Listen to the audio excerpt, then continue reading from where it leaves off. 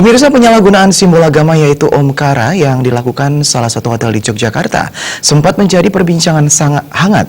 Menanggapi hal tersebut, Ketua Parisada Hindu Dharma Indonesia Igusti Ngurah Sudiana menyatakan penyalahgunaan simbol agama Hindu Omkara ini ke depan bisa dijadikan pembelajaran jika simbol-simbol agama apapun harus dihormati.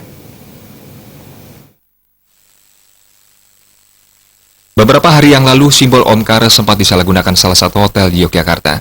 Ketua Parisada Hindu Dharma Indonesia Igusti Ngurah Sudiana menyatakan, penyalahgunaan simbol agama Omkara ini ke depan bisa dijadikan pembelajaran jika simbol-simbol agama apapun harus dihormati. Hal ini mengingat simbol-simbol agama sangat disucikan dalam ajaran agama masing-masing. Ke depan diharapkan masalah seperti ini tidak terjadi lagi baik di Bali maupun di luar Bali. Hal seperti ini sangat rentan sekali dimanfaatkan oleh pihak-pihak tertentu untuk mengadu domba dan memecah belah bangsa. Ke depan pihaknya akan lebih banyak melakukan sosialisasi.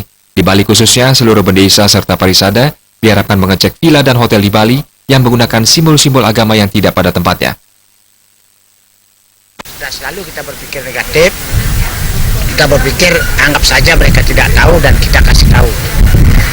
Supaya lain kali yang lain-lain juga belajar bahwa simbol-simbol agama apapun dan dimanapun harus dihormati.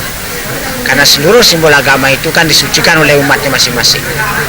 Nah, sebelum kita menggunakan itu untuk kepentingan bisnis dan sebagainya, hendaknya berkonsultasi kepada majelis agama bersangkutan dan khususnya umat Hindu silakan berkonsultasi ke Parisada Hindu Dharma Indonesia.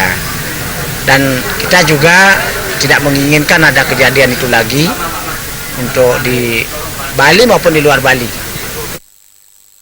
Bali merupakan daerah pariwisata dan pariwisata spiritual. Oleh karena itu, diharapkan penyalahgunaan simbol agama tidak terjadi di hotel, villa, dan restoran. Agung Ria dan